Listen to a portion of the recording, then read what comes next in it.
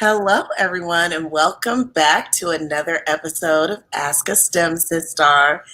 Today, we are just super delighted to have Dr. Pritchett on with us today.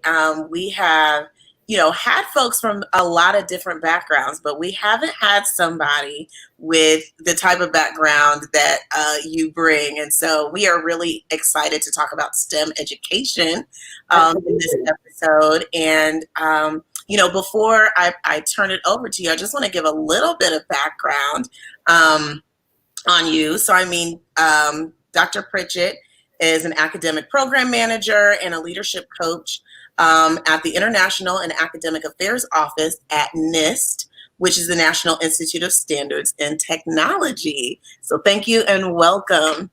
Thank you so much for having me. It is an honor to be here, sitting here to chat with some sisters. Yes. So, before we get into, some more detailed questions, I just want to ask you a little bit about your training and your background. So can you tell me a little bit what it was like as an undergrad, why you chose the undergraduate institute that you chose and chose your major? Okay. So I went to Tennessee State University, or TTTSSSU. I am a proud HBCU alum, and I really chose that school for a couple of reasons. So both my parents went to HBCUs. They actually went to Howard, and so and Alabama A&M. They actually met at Alabama A&M. And so as I was growing up, I knew about HBCUs. I was encouraged by HBCUs, and so I went on a college tour. And Tennessee State was one of the places that I visited. And I fell in love with the campus. They had a great chemistry program. And so it just seemed like a great fit for me at the time. And so I knew I was going to go into chemistry fairly early on. I would say probably high school age. I knew I wanted to do chemistry, but I'd always been interested in STEM and just exploring things. And so I ended up at TSU. Awesome. And so, we have quite a large HBCU alum following with the STEM Sisters. And so always interested to hear a little bit about your transition, because, you went on to graduate school. Mm-hmm. Can you tell us a little bit about how you chose your graduate school, how you chose your major in grad school, and how different it was leaving going to an HBCU and then transitioning? Right. Yeah. So I went to was a minority serving institute. I went to University of Illinois Chicago for graduate school to get my PhD. And so along the way, while I was at TSU, I did a number of internships. And during that time, I got to get my hands on experience and figure out what I liked, but also what I didn't like.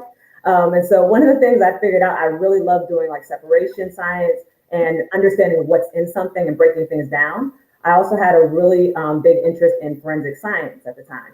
And so UIC is one of the schools in the country, one of the few schools that has a program for forensic science, but also allows you to take select classes without getting a degree in forensic science. And so I knew I wanted to get my PhD, but also be able to, in analytical chemistry, but also be able to explore some of the forensic science disciplines. And so I took like a drug toxicology class, a trace evidence analysis class, a microscopy class, in addition to doing the research that I was doing. So for my research, I was actually exploring diseases of the eye, like diabetic retinopathy, and seeing how they were affecting different neurotransmitters in the eye. And so looking how different diseases like diabetes or the natural aging process could affect neurotransmitters that were in the eye. So I chose UIC because they had that research going on. And like I said, the forensic science piece. And so it, again, worked out really well because I was able to make some great connections. And that was where I first started teaching. So I started teaching as a TA during my graduate years, and that's where I really found like my love for educating people and really breaking down subjects for people that are interested in science, or maybe not interested in science, but getting them interested in science. Awesome. That is actually the lead into my next question for you, which is, what was that spark? I remember, being in graduate school and knowing like, I don't want to teach anybody. So, I'm curious, like, what was that spark, or what happened to kind of set that off for you? Like, I really like instruction, and I really like, being on that side of the fence with stuff. I think actually the spark actually happened well before then. So when I was in high school, my teacher, I had a phenomenal chemistry teacher. Mr. Stackowitz. And I'll never forget, he had pulled me over during my first 9 weeks. We were getting the grades, and it was like that, parent conference setup. And so he pulled me over and just wanted to show me like the grades. And he was like, here are all the B's and so forth. And he was like, and to see this A, this last A is you. And he was just like, you didn't technically earn the A. You're really close, but you didn't technically earn it, but I know you can. And so the spark for chemistry itself really started there. And I really loved his teaching style. So he really would break things down very easily for people and just make it relatable. And so he allowed me during my high school years to actually start coming back to the labs with him and actually help, do some tutoring for students back then. And so it was at that point, I actually went off to school to do chemistry education while I was at Tennessee State initially, but then I transitioned to professional chemistry after the first year for a variety of reasons. I realized that I could still teach at the collegiate level without having the education background, doing the education courses, and I wanted to focus on the professional side of chemistry. But so then when I was in graduate school, now fast forward, and I tutored all through college, undergrad, but in graduate school, this is the first time that I have a class. Like a class is depending on me to teach them something, and yeah. And so I, really thought about things that resonated for me, and I thought back to his teaching style. And so I pretty much emulated a lot of the things that he did, but then also because I'm an artistic person, I also started incorporating a lot of like imagery, visual learning tools for students, and they love them. And so after my first semester, I had students that weren't in my class trying to come like, hey, can I come sit in your class? Because my friend said that you can break stuff down. So I'm like, yeah, sure. Or my tutoring sessions will always have like, tons of students surrounding them. So for me, it was more so not only just having that spark ignited very early, but also others recognizing that I had something, the way I taught, the way I connected with chemistry, the passion I brought to the classroom was an experience that they never really saw in this type of hard science. So yeah, so it's been around ever since. I love that point that you just made, and that's not only recognizing something in yourself, but listening when you see that other folks have recognized something in you. Absolutely. That's huge. I noticed that you actually still started as a research chemist. So you, after graduation, did you still went into kind of lab science? Absolutely. Yeah. So I want to talk a little bit about kind of getting that, I think I'm good at this, and kind of still going that traditional route, because I think a lot of, women, in STEM, they know that there's a traditional path that they're supposed to go down, and then kind of keeping to that. And so I want to hear a little bit about your choice to do that. Yeah. So for me, I knew early on that I didn't want to be in the lab forever. Okay. But I also knew that in order for me to be, to add even more credibility to me, having the lab expertise, being seen as an expert in my field would only boost me for anything else that I'm going to do outside of the laboratory. And so when I finished graduate school, I actually was in a position where I was like, okay, at that point, I was like over the lab. I was like, I've been in school for 5.5 years, I'm done. But then somebody had mentioned the NRC postdoc program. And so when I learned about that program, it's a program that actually allows you to have get 2 years of experience working in a federal government lab, and then you could stay on or you may go on elsewhere. But I saw that as a great opportunity for me to now do a little bit more of the forensic science research that I wanted to get under my belt. Because remember, at this point, I'd only been taking the classes and my research wasn't focused in the forensic science field. So I wanted to do a little bit more research in that area, that realm, before kind of figuring out my transition, my non-traditional route that I was on go. And so I applied to the NRC postdoc. Unfortunately, I didn't get it the first time. And so it was one of those like, oh man, okay. But I actually started teaching. So actually my first true job when I graduated was teaching at Chicago State University, another HBCU. And so I started teaching there. And it was just by who I knew. Somebody mentioned that, oh, hey, Chicago State's looking for a professor, but they need someone to come down and interview today. And I was like, oh, I can be down there. Went down there, interviewed, and that was my first job. It was overlap before I finished school. And the last semester I was in school, I started teaching there and then subsequently taught for the whole year.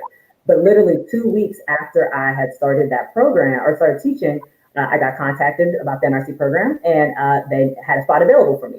And so at that point, I was like, well, I know ultimately teaching is something very important. So I actually was like, can I defer my time coming for a little bit of time? Let me finish out this year that I've just signed up for, and then I'll be there. I was like, I finished teaching on May 12th. I can be there May 13th if that would work. And so they were like, no, you can get a little bit more time, a couple more weeks. But then I picked up and moved from Chicago to the DMV area. And so That I saw as an opportunity to, again, hone in on skills, but also build my network. Because I knew working in the federal government, there would be opportunities to just connect to people that could ultimately help me get to these more leadership positions that are outside of the laboratory.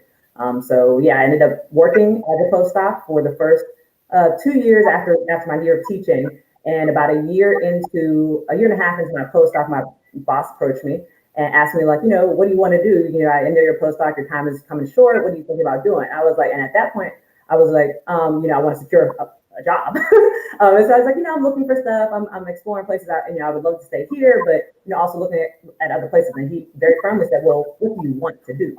And I said, I want to stay here. And so he was like, okay, and then walked away and then came back. And so a couple of weeks later, he comes to me and says, okay, well, we're going to offer you a term beyond your postdoc. But it wasn't for the main stuff that brought me to NIST, the forensic research. But I also started doing some clinical research. I recognized, like, in order for me to stay in NIST, that I would like to have, I need to be an asset to the group that I was in. And so we had a huge clinical portfolio. And so I just started learning everything I could about the analysis associated with doing clinical measurements and things like that. So my tool of choice was GCMS, or gas chromatography with mass spectrometry. And I would analyze things like cholesterol, creatinine, folate, any type of clinical biomarker that they may test you for or screen you for when you go to the doctors. I was making reference materials and working on the measurement procedures associated with that. And so I ended up spending probably about from 2011 to 2014 in the lab hardcore. But then it was at that 2014 where kind of my pivot moment happened. That was the moment where it went from, all right, I'm working in the lab, I've been doing pretty well, but I know that I get far more happier engaging with people outside of the lab and seeing bigger picture things versus doing the lab. I get more excited getting people to be excited to come to lab and train them how to be in the lab than me doing the science. And so in 2014, an opportunity presented itself. It actually came via email, and it was an opportunity for an Embassy Science Fellowship. And so for those that don't know, Embassy Science Fellowships, they are offered by the State Department, and it's an opportunity to go to different countries and stay for a month to 3 months, and you work on some STEM-related project or a project that's related to some issue that's mission critical or critical to some of the missions in the agencies. And so one I found was actually STEM education in South Africa. And so yeah, that was my big pivot moment was for transitioning out of the lab. Initially started there, but I knew for what I wanted to do ultimately, I needed to have those first few years in this traditional realm before I wanted to kind of navigate into the more non-traditional field. Awesome. Well, you talked a little bit about getting this opportunity, but I am just very curious what your experience was like in South Africa, and what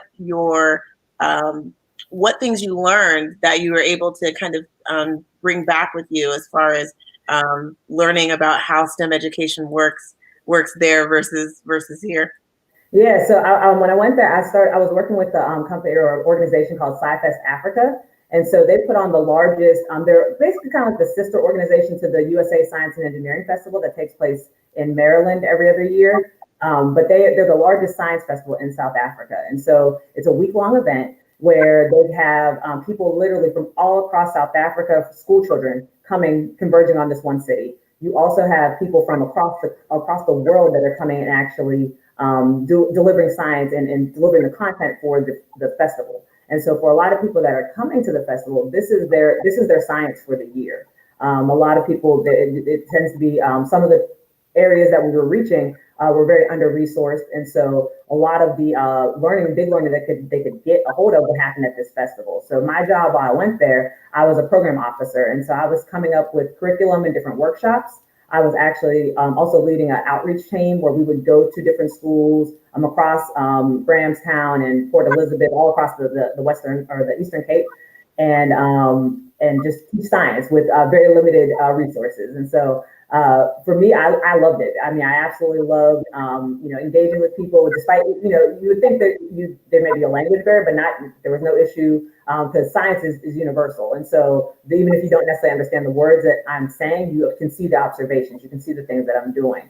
And so we had the opportunity to be really creative about how we were teaching different STEM disciplines. So we were coming up with like murder mysteries and science in the park, scavenger hunts, building go-karts for a whole week. So we ended up being like 60,000 people that converge on this city over the course of a week, doing demos in the mall and things like that. So for me, I was just so inspired while I was over there. And then, just coming back, I wanted to, keep that momentum going and just continue engaging with as many kids, youth, and getting them excited about science and STEM.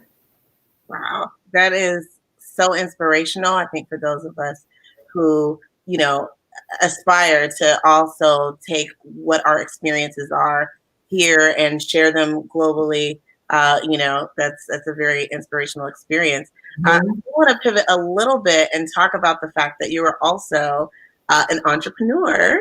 I am. You have also, founded companies, and I want to just talk a little bit about the connection between, being someone who is very passionate about STEM education and figuring out how that could be a business and how that translates into something that could, make money independently for a scientist. So talk to me a little bit about the company you started and why and things like that.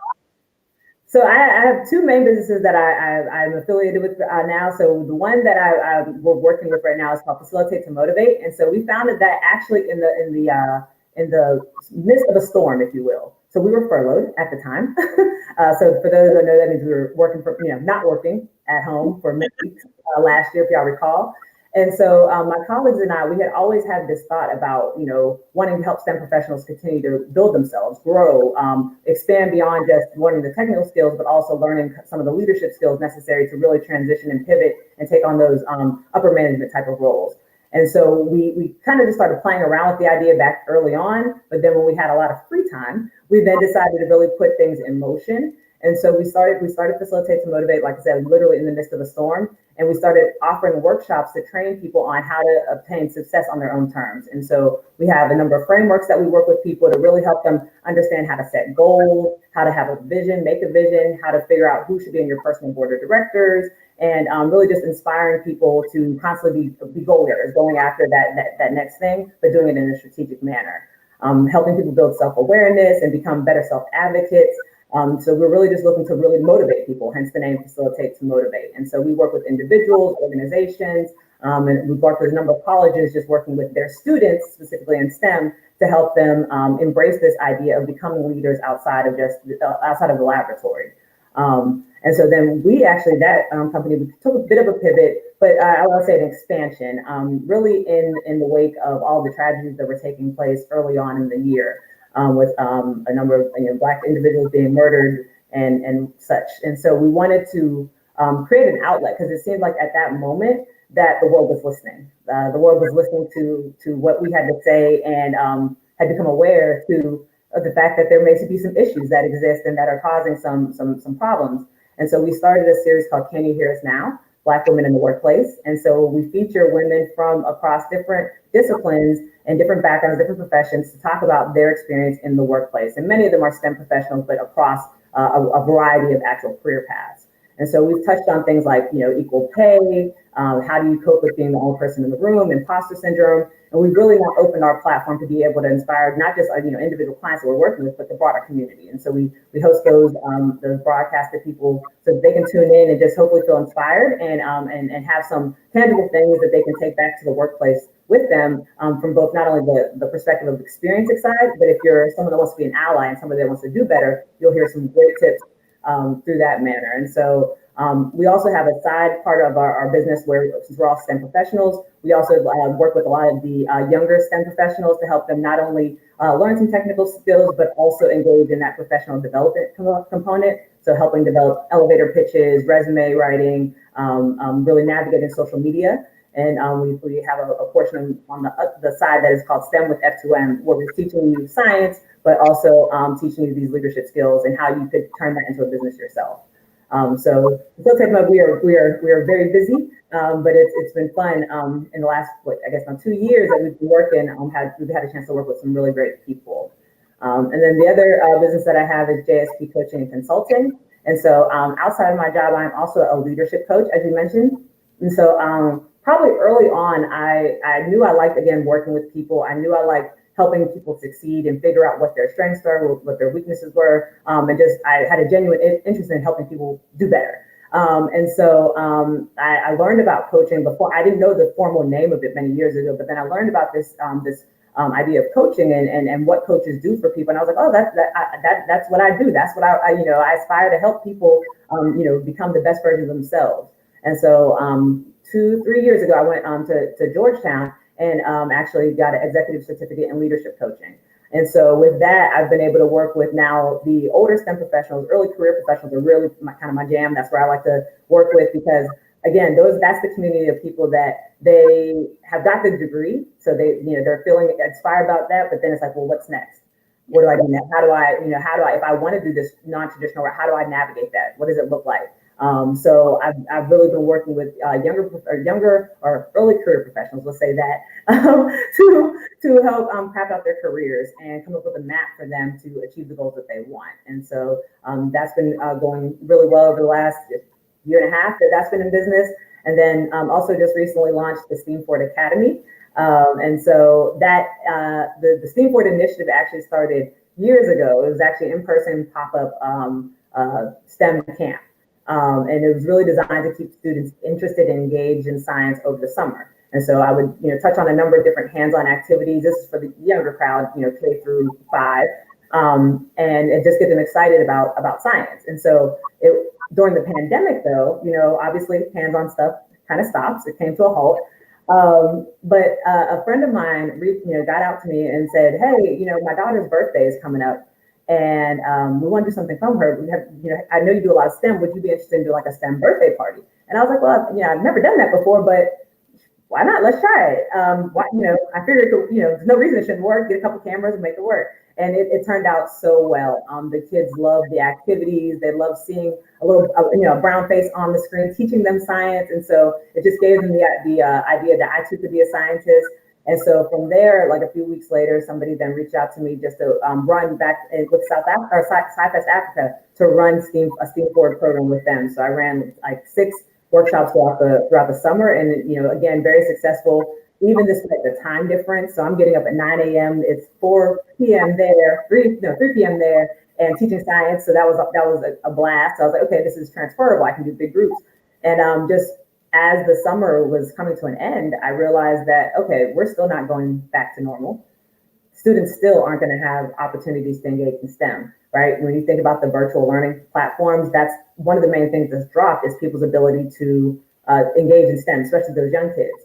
And so I launched STEAM Forward Academy basically to provide an outlet for students so that they could still engage and be inspired throughout the school year. And so we've kicked off our 8-week program. And so we have 30 little ones exploring science with us right now for the next 8 weeks. And last week they learned all about aeronautics, and the videos and the testimonies that we got from them was just outstanding. They loved the idea of just seeing 4 brown faces teaching them. I've partnered with some of my friends, Dr. Yasmin Daniels, Dr. Nicole King, and Dr. Christina Jones, and we just provide a really, really phenomenal workshop experience for the students. So I'm a bit all over the place. I like to call myself Jay of all trades, but it's all really just to, from youth to leaders, really just inspire people to find their place in STEM.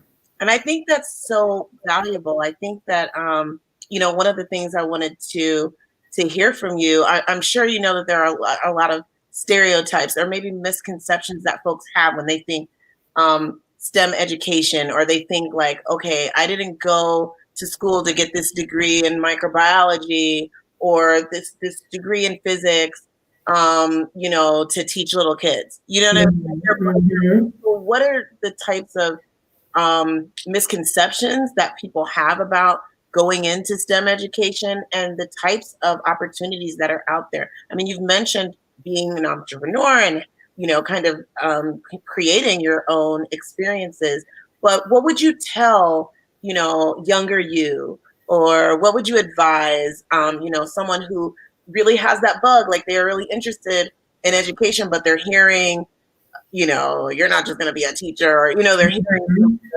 those stereotypes or some of those misconceptions. What would your advice be?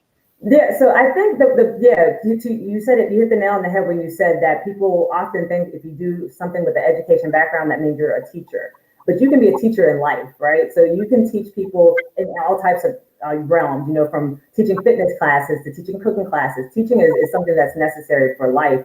And so if it's something that you're passionate about, you'll find ways to really make it your own. You know, and teaching doesn't have to be in the conventional sense. It doesn't have to be something where you're standing at a chalkboard and you're just reciting things out of a textbook. It can be more experiential. It can be more relatable, where you're talking about how you tie this into everyday life. And we need more people that can show that to younger kids, so that they too can, you know, say, oh yeah, I actually see, you know, all these things around me, and I'm inspired. I'm curious about the world around me. So for me, it's all about, you know, don't put a cap on what you can do. Explore. Actually, I just answered this question earlier. You know, what would you tell your middle school self? And just, I wish that I would have known all of the different opportunities that existed as a STEM, you know, with a STEM background or STEM education background, because for very early on, I was actually being pushed into the more lab space, like stay lab, stay, be the doer of science, you know, versus being the person that's teaching and helping people understand those, you know, giving them people the tools that they need so that they can then be the builders. And yeah, so I look at it like as a teacher, you're playing a pivotal role in people's lives and setting that foundation so that they can thrive. So, you know, I always look at it like teachers are sometimes the most undervalued professions, but they touch so many lives, and every person that's been successful has gone through has had teachers that have touched their lives. So as a STEM educator, I just, you know, want to let people know the number of people that, you know, you can stand to impact, and the type of lives you can influence just by your passion and willingness to explain something to someone. So. Awesome. Well, we can certainly see your passion and how enthusiastic it is that you feel about STEM education, and particularly your unique journey. Can you tell us a little bit about where to find you, where we can follow you, where we can keep up with you? Yes. So you can go to my website. I have a website, which is www.JanitaPritchett.com. Very simple, because and too many Janitas out there, and definitely not Jeanita Pritchett. So, so you can catch me on there. On Instagram, I'm Dr. Jeanita Pritchett, same spelling, and then on Twitter, Dr. Jeanita. And so you can connect with me on any of those platforms. And then from there, you can also connect to all the various ventures that I have. Awesome. Thank you so much for sitting and chatting with me. You are an inspiration. Thank you. You know, those of us who realize that STEM outreach is so important, and that it's something that is needed in social media. And I think creating these platforms has connected us all to each other, and it's just a nice little unique group of folks. And so I just really appreciate being able to chat with you today. And I want to let everyone know, like, go ahead and follow her. Yes, and catch up with me. Go ahead and follow, and we will keep in touch. Absolutely. Thank you so much for creating this space. This is wonderful that you are giving people a chance to really tell their stories, and you're amplifying these voices. So thank you for creating this space. Oh, you're welcome. All right. See you next time. Bye-bye.